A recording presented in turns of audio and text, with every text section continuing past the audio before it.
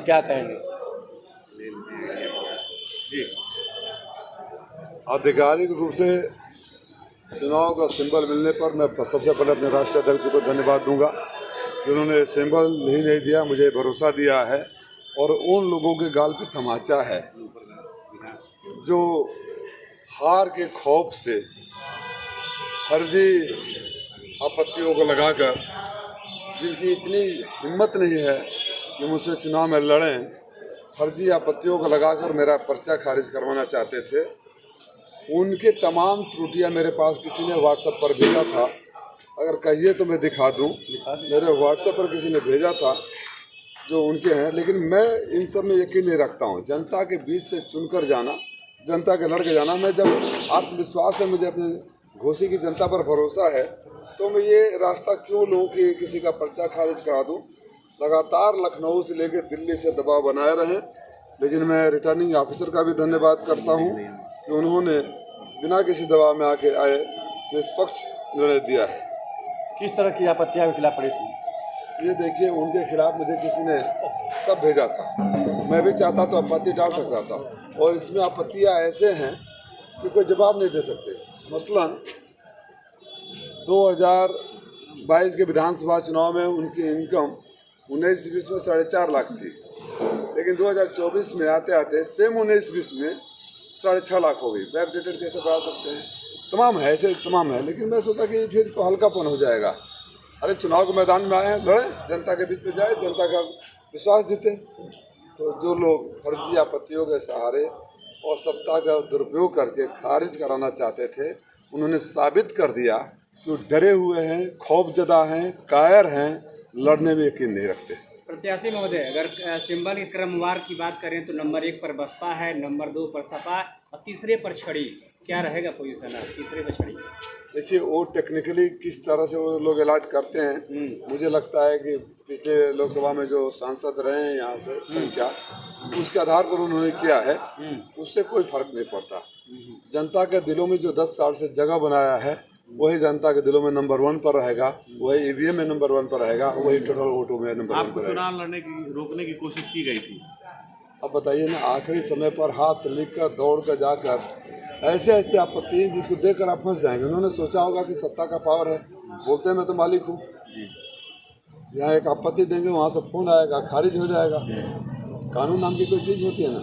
लेकिन जो लोग मंचों से खड़ा होकर छिनैती और डकैती के लिए उपदेश देते हों, उनको कानून पर कैसे यकीन? क्या लगता है, समाजवादी पार्टी के नेता रामहरि चौहान ने इस्तीफा दे दिया सपा से, और उन्होंने आरोप लगाया कि चौहानों को टिकट नहीं दिया जा रहा? उनसे आप जाकर अगली बार पूछिएगा, या मैं अनुरोध करूंगा आप सबसे कि बूथ उनका निकाल कर देखिएगा कि अपनी ज़िंदगी में कभी वो बूथ जीते हैं अपना। अरविंद राजभर कह रहे हैं कि रसड़ा को मैं जिला बनवा दूंगा अगर जीत गया तो। हंसिए, मुस्कुराइए। आप ये भी कहा जा रहा है कि मऊ को कभी गोवा बना देंगे, बॉम्बे बना देंगे, सिंगापुर बना देंगे। समुद्र कहाँ से लाएंगे? गोवा, सिंगापुर और बॉम्बे तीनों समुद्र के किनारे हैं। मैं मऊ को कल्पनाथ राय की ज़मीन को, कल्पनाथ राय जी वाली मऊ को उसी मुकाम पर ले जाऊंगा जिसको मुकाम पर ले जाने का सपना स्वर्गीय कल्पनाथ राय जी ने देखा था। मैं मऊ को वो मऊ बनाऊंगा जो स्वर्गीय कल्पनाथ राय जी ने मिशन शुरू किया था, जो उनका सपना था, उनके सपनों को पूरा करूंगा।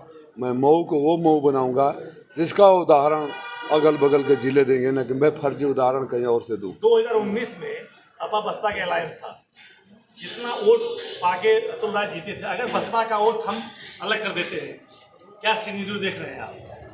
2019 में सपा बसपा का जब गठबंधन था, तो हमारे गठबंधन के प्रत्याशी 1,21,000 वोटों से जीते थे।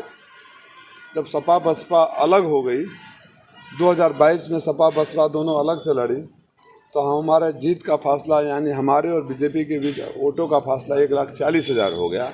ये साबित करता है कि बसपा ने उस समय हमारे साथ रहकर भी धोखा किया।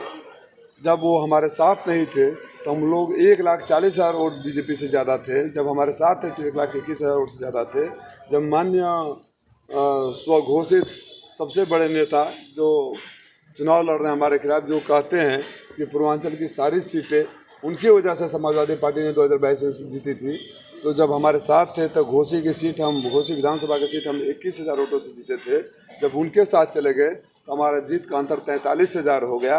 मैं राजीव राय नहीं बोल रहा हूँ, ये आंकड़े बोल रहे हैं और आंकड़े झूठ नहीं बोलते। क्षत्रिय वोटरों को लेकर तमाम कंट्रोवर्सी आ रही है, नाराज है, क्या लगता है आपको इस बार चुनाव में जो क्षत्रिय वोटर हैं घोसी के, क्या रुझान दिख रहा है अभी तक आपको? क्या लगता है आपको, चाहे राजीव राय हो, चाहे XYZ हो, चाहे कोई माँ बहन की गाली देकर, जूते मारने की बात कर क्षत्रिय समाज हो या कोई अन्य समाज हो, कोई वोट ले लेगा क्या?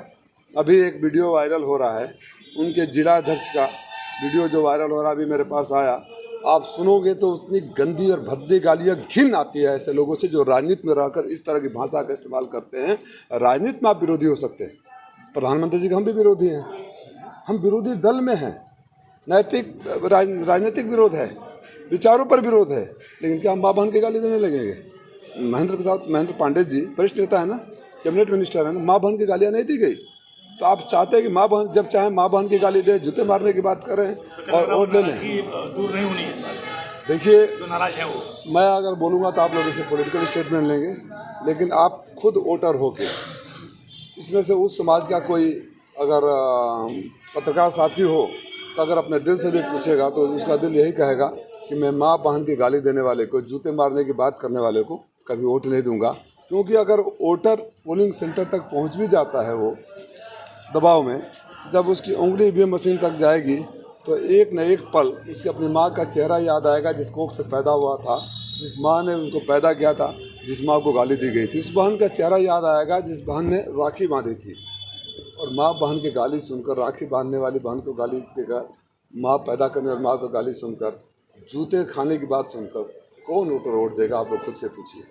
23 को प्रधानमंत्री आ रहे हैं घोसी में, आप क्या प्रचार करना है? प्रधानमंत्री आ रहे हैं प्रचार में। जी आए तो क्या प्रधान, उनका काम है प्रचार मंत्री तो ही है।